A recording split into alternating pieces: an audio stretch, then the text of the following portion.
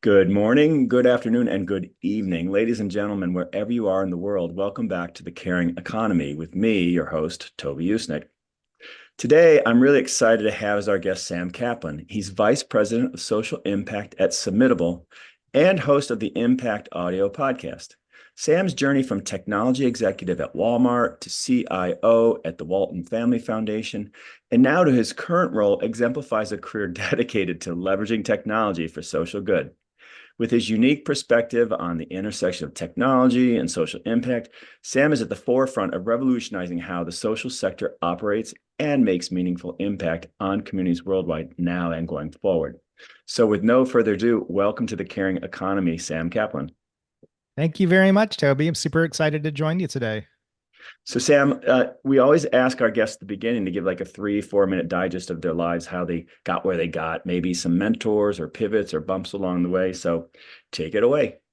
Yeah, so this is one of my only like great stories that I have in my hip pocket. So I have spent most of my career working in the area of software development, mostly as a people manager, Mhm. leading teams of software developers and software testers and product managers. And I guess around 2010, I landed a job at Walmart Corporation. I was in what was then called the Information Systems Division, which was essentially where like all of the IT and software development for, the world's biggest corporation takes place. And it was a great job, and I was working on really interesting projects and, great teammates. I kind of had this like nagging feeling that I was just missing out on something. I didn't feel like the work that I was doing was sort of leading towards any sort of like real impact in the world. And so fast forward just a little bit, Toby, my family and I were at a Cub Scout camp out here in beautiful Northwest Arkansas on the banks of the Buffalo National River. And we're sitting around a roaring campfire. And I'd strike up a conversation with the person sitting to my right. And that person ended up being the CEO of the Walmart Foundation. Mhm. And she spent the evening like regaling me with these amazing stories about all of this impact and great work that the Walmart Foundation does in like thousands of communities around the world. And it just struck a tremendous chord with me, like that this was kind of the missing link in my career. And somehow I convinced that CEO of the foundation to give me an opportunity to come work. It just so happened she was looking for the first ever head of technology for the Walmart Foundation. So somehow I managed to convince her like I was the right person for that job. And that was really like my foray into the world of philanthropy in the nonprofit sector. And I just absolutely fell in love with it. I spent many years working at the Walmart Foundation, overseeing all of the tech and data and software for all of the grant making that Walmart does around the world and all of their CSR programs. I eventually made my way across town. I live in Bentonville, Arkansas. And I made my way over to the Walton Family Foundation. I joined as their first ever chief information officer. I spent some time there, ended up pursuing my dream job, which was to start my own consulting practice. And then while in the middle of that consulting work, I came across Submittable, who had this new amazing leadership team that had taken over at the company, and they were just making such an incredible impact for so many grant makers around the world. Like I felt like this was an opportunity, once in a lifetime chance to sort of get in on the ground floor of this quickly growing amazing tech company that was serving the nonprofit sector. And these days, I get to spend my time doing like the most fun projects in the company, hosting podcasts. I speak at lots of conferences. I get to write and publish articles all about that intersection of philanthropy and corporate social responsibility and technology. So tell us, how did you, as a young kid, did you grow up in Arkansas? Yeah, I'm from Little Rock, Arkansas. Okay, so how did you find your way to IT and why that versus basketball or banking or anything else? That's an amazing question. So I went to a college at the highly prestigious University of Central Arkansas, where I was an English major, and I was convinced that I was going to pursue a master's of fine arts degree in creative writing. and I was Mhm. going to teach college, and I was going to be a poet for the rest of my life. And by the time I finally got around to applying for grad programs, I discovered that I was not the talented poet that I thought I was, and I didn't get accepted into the graduate schools that I wanted to. And I was within like 2 weeks of graduating and had absolutely no idea what I was going to do. I thought I would probably be delivering pizza for the rest of my life. But as it happened, I landed in a pretty amazing job as a technical writer, which was like the only thing I was qualified to do with my English degree after school. And that led me into the world of software development. I got to work with tons of people who write code, and I got to document their object models and do all kinds of nerdy things. With banking software development. And I also kind of quickly discovered that like my first 2 weeks out of college, I was probably earning every bit as much as I would have like as a career professor at a great university. So I sort of got sucked into the world of software development, and happily I did, because it led me to where I am today. So back then, I'm imagining it was those manuals we wrote the manuals basically. They came with the software. You made it understandable. Yeah, that was my job, was to kind of bridge the gap between this technical jargon from the software teams writing the applications to like real words that normal people who are not very technically inclined could understand. And so today, do you consider yourself 50-50 technologist, 50-50 writer, or more technologist or more writer? It's a great question. Yeah, I mean, I sort of have one foot in both worlds. Like, I discovered as a technical writer that I had a real knack for tech. And I also discovered that I had a knack for innovation. And so I started trying to carve out my career to give me the opportunity to focus on like new technology, emerging technology, innovation. And like by the time that I made my way into philanthropy, like sort of that background really had set me up for being fairly productive in terms of helping these large grant making organizations find ways to take advantage of technology and to optimize their work processes and to make grants in a new and innovative and better way, all in service to these thousands of nonprofit organizations out there who are doing the real work of making the world a better place. Hmm. And then you land up at one of the largest companies in the world with one of the wealthiest set of family members of the world. That's a double-edged sword, right? There are those who think it's an amazing place to be and made things available to people, and then those who think that it's robber barons or some such thing. I wonder how you kind of reconcile it all in your career trajectory and place in the community. Yeah, it's definitely it's a question that I think everybody in philanthropy like has to wrestle with a little bit. Like, where did the money come from that we're all giving away? Like in many cases, that money came from industries and individuals who, accumulated vast amounts of wealth in a variety of ways, often in ways that were not very equitable to the workers who, actually did the productive work of generating that revenue. From my perspective, I felt like wherever the money had come from, like I had this tremendous opportunity to help my coworkers give it to great nonprofits and to like go directly back into the community. So it's kind of interesting in philanthropy. Like I think there's a sort of this trajectory or this arc where people become, multimillionaires or billionaires, and then they decide that they want to give it all away. And so fortunately, when people get to that point, there are, thousands of incredible foundations and other, organizations that enable them to do something great with the money that they've accumulated, however it is they accumulated it. So Mhm. for me, that was sort of the way that I reconciled being able to work with these large organizations that had accumulated all of this wealth, but giving me the opportunity to like help them do something great with it. Yeah. I mean, the only family member I've met in the past is Alice Walton, who's done an amazing job with the Crystal Bridges Museum there and really bringing incredible art and education to that part of the country. I still haven't visited, but hope to one day. I'm sure you're a regular visitor there. Oh yeah, I just live a couple of miles from the Crystal Bridges Museum of American Art, and it's one of my all-time favorite places in the world. And through the generosity of Alice Walton and Walmart Foundation and other philanthropers, it's totally free for everybody who wants to go. So yeah, Cool. let me know when you're coming, and I will give you a tour of that museum. Awesome. And I'm sure there's also a collective lift, right? I mean, it's definitely put Bentonville on the map and people are coming. You have probably, I would guess just off the top of my head that you've probably doubled your population in the past 20 years there. That'd be my guess.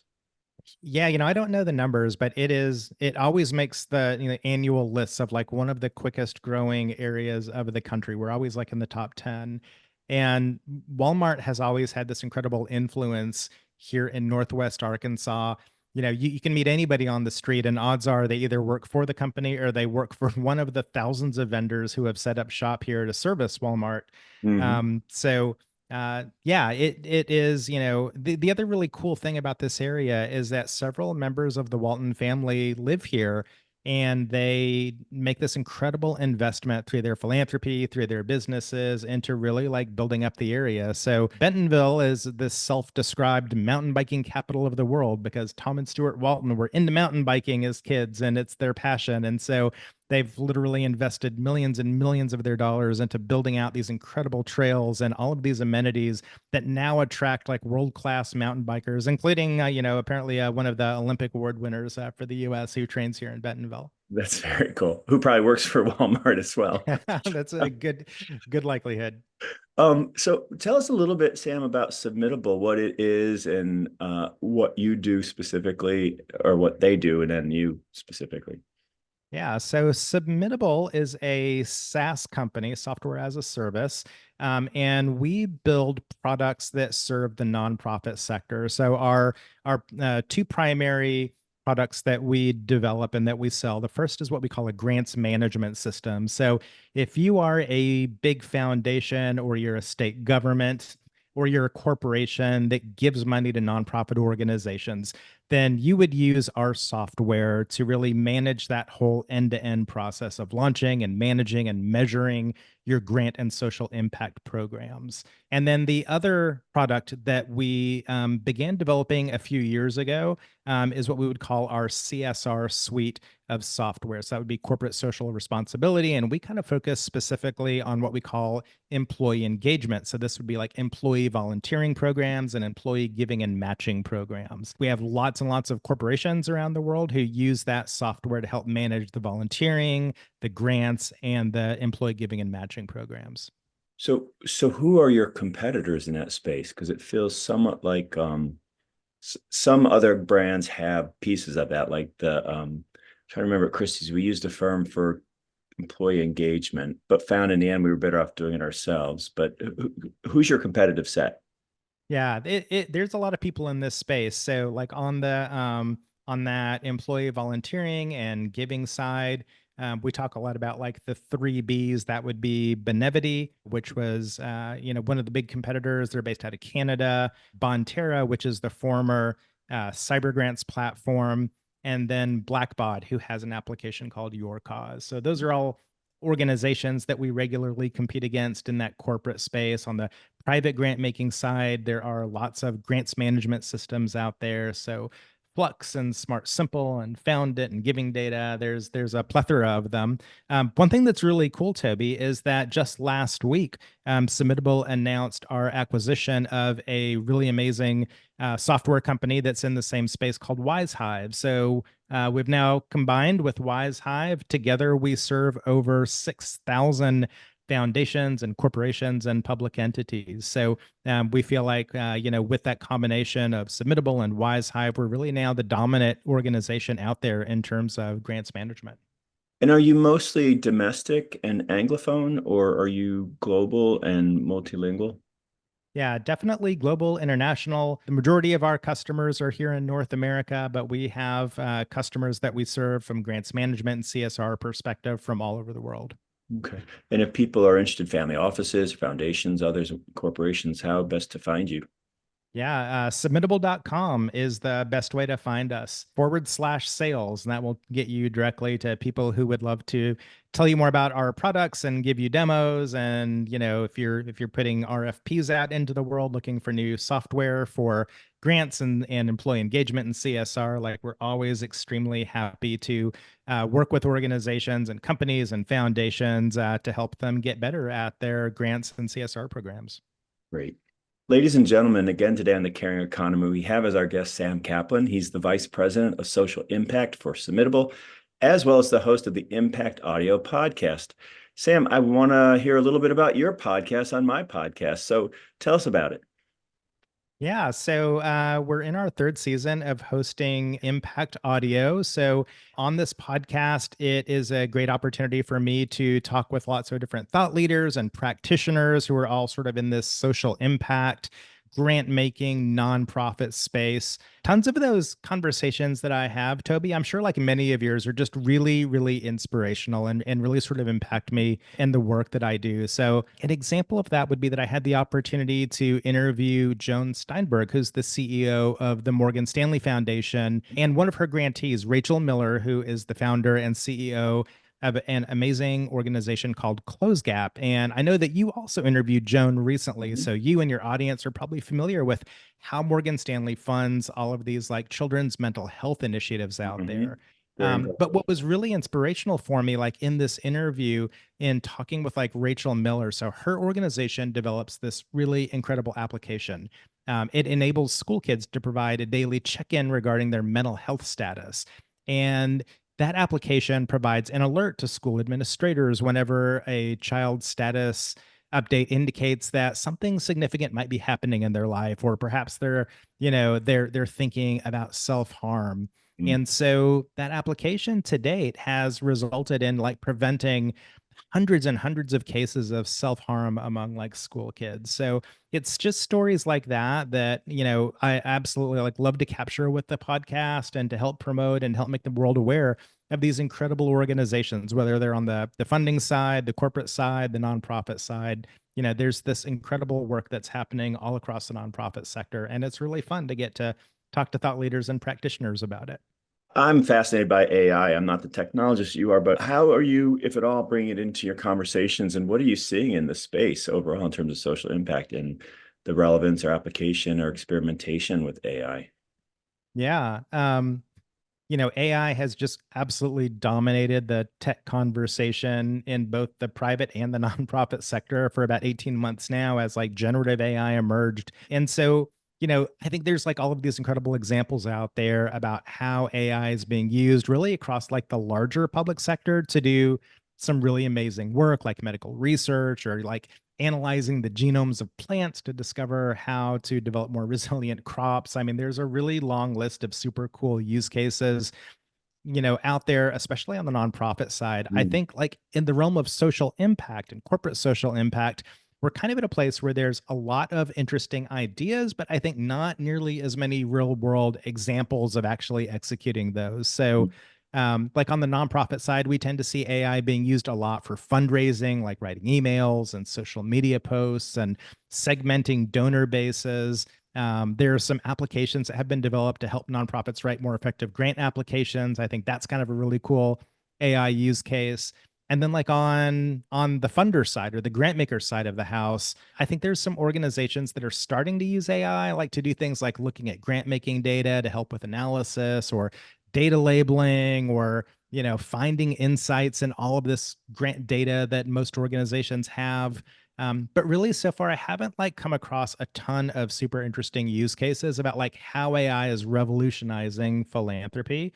Mm. If I could just give you like one great example, like at Submittable, we're busy thinking about AI as well, and we've actually built some really cool functionality into our platform. And I think the feature that I like most is one that we really developed for all of the applicants of grants who use our system. And what it does is if you're a nonprofit and you apply for grants, you are most likely asked the same questions in every grant application that you complete. And so using AI, we built this really cool feature that if a applicant chooses to opt in, the system can remember all of the information and answers to the questions that they have provided. And then when they are applying for another grant, if the system, the AI recognizes that there's a same or similar question, it will prompt the user like, hey, you've already answered this once. Do you want to reuse the information? So Mm. it addresses this really sort of systemic problem in philanthropy that we call grantee burden, where it's just so hard and Mm. so time consuming and takes so much time and energy and money to actually apply for grants and to receive that funding. So we were super proud to like develop some functionality intended to help those hardworking nonprofits. Yeah, the bureaucracy of it all. Grant writing and applying is it's a whole special skill. And I'm also like you, I'm glad to see that these tools are being applied or tested for that. I wonder if you're seeing any other sort of technological changes within the social impact space besides AI. For example, are things being standardized more and more? Like, in college applications now you have the universal app. Is there any group of foundations saying, look, we're all going to use a sort of standardized app or anything along those lines or different in the space? Yeah. That sort of idea of like coming up with a common grant application is one that has been around like for time immemorial.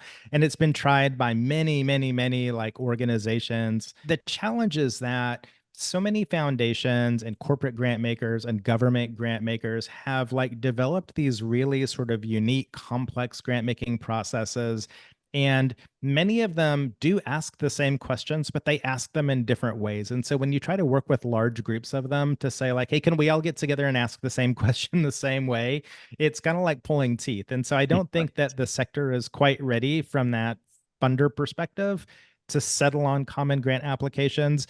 One super cool initiative that I've been part of for the last couple of years is called the Philanthropy Data Commons. This is a initiative that's sponsored by the MacArthur Foundation, and the idea is that we're attempting to develop one repository for philanthropy related data.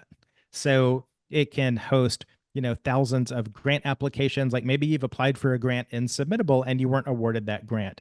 Well, with the Philanthropy Data Commons, you can post your grant application data and it can be discoverable by any number of potential funders out there, right? So you can reuse that grant application by posting it in Philanthropy Data Commons. And we can also use that as a repository for collecting like all of the organizational data about nonprofit organizations and about grant makers out there. And then that data can be used in like thousands of really interesting ways. Like it could be used to help, we could use AI to like do a much better job of matching nonprofit organizations with funders based on like their aligned values or their aligned missions. So that's definitely one of the most exciting things that I've seen from a tech perspective.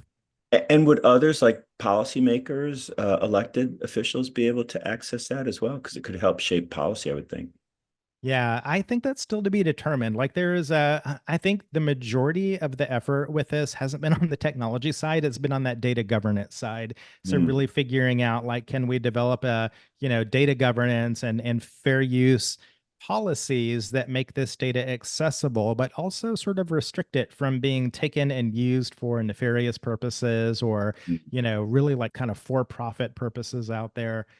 So that team has been working really hard on the data governance, but I think that the vision is that the data gets opened up to as many people and organizations, as are interested in using it to like make the world a better place. So Mhm. yeah, it's actively under development, but I think that it's gonna, really have the opportunity to revolutionize the way that the nonprofit sector thinks about and uses data.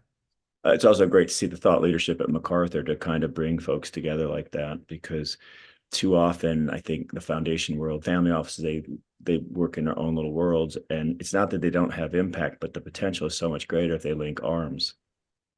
Yeah, I think that there's been this movement of like, sort of grant makers coming together to like co-fund big solutions and to like work on these really challenging issues. And I think MacArthur has always been a leader in that space. So they have an amazing CIO. His name is John Moore, and he partners with one of his colleagues, Liz Kane, who is managing director of operations for the MacArthur Foundation. They're really sort of co-leading this project around philanthropy data commons. But the first thing that they did happily was they reached out to many, many other organizations out there, both funders and nonprofit organizations, to say, let's form a coalition here. Like MacArthur doesn't want to go it alone on this. We want to be able to work together as a large group of aligned organizations to figure out like the right, most equitable way of putting this data repository together. So cool. So Yeah. you've had the good fortune of working in both large corporations as well as large foundations, and I wonder if you could wave a wand, how would you get them to be even more collaborative and more impactful on social impact? Yeah, man, that is a great question.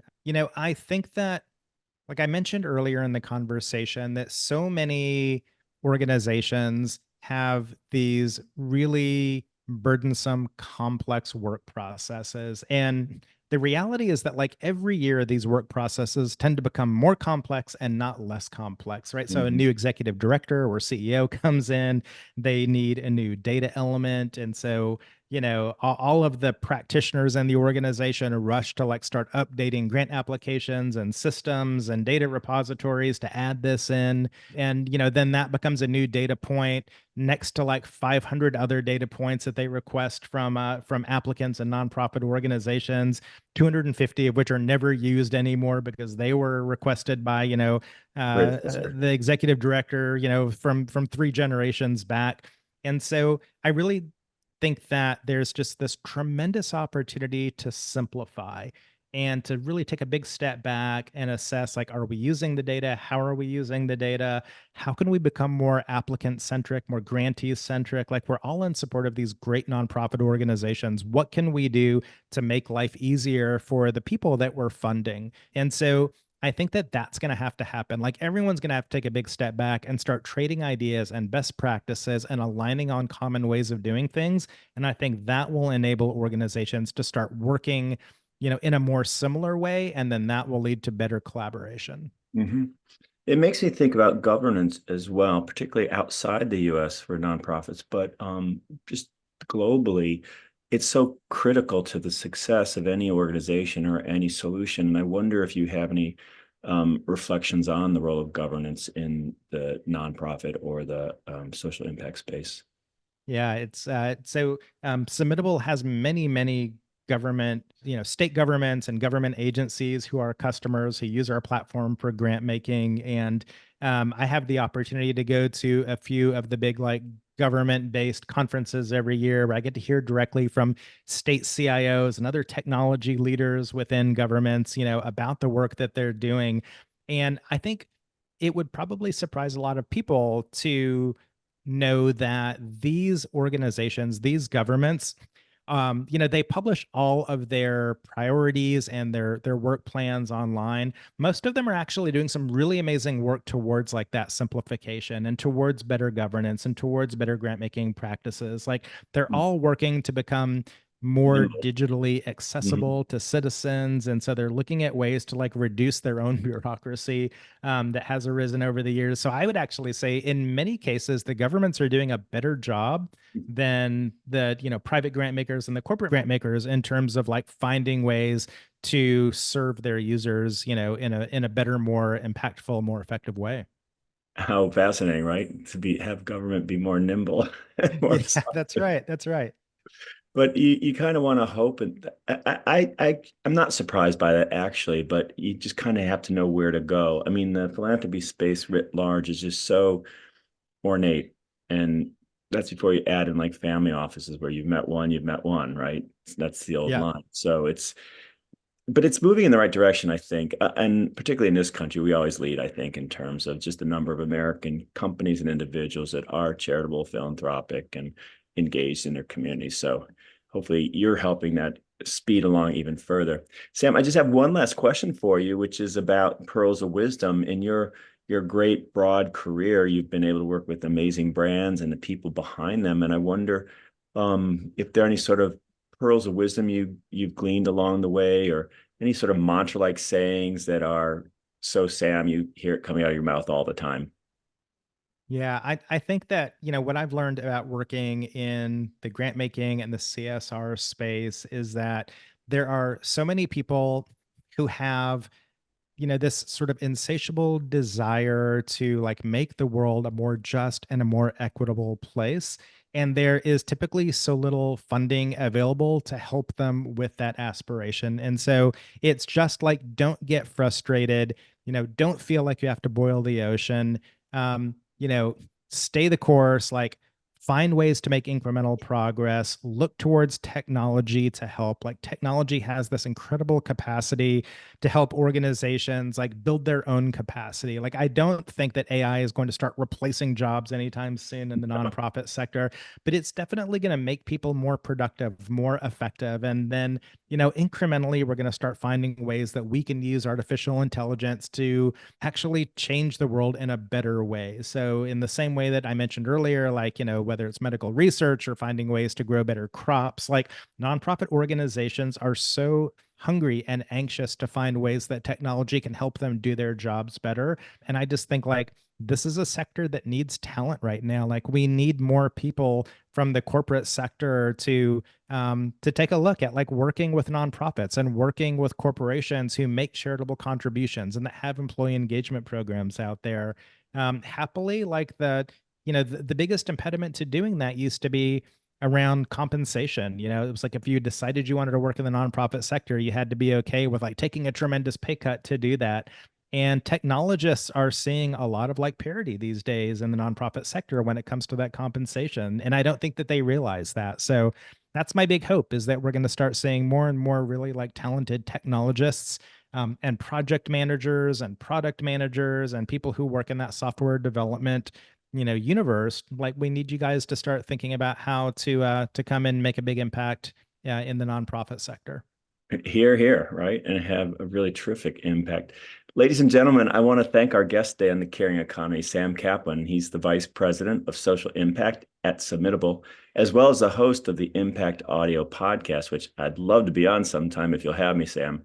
Of course, yeah, we're gonna reverse positions here, and we'll just trade positions on the microphone. I'd love to have you. Perfect.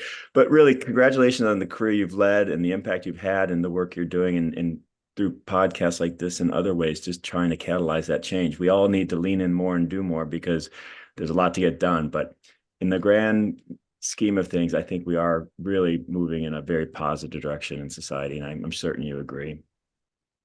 I do agree. It's a wonderful place to work, and I'm so just heartened to have the opportunity to work with like-minded, like-hearted people to like make the world more just, more equitable. You're here. Thank you, Sam Caplan. You bet. Thanks, Toby.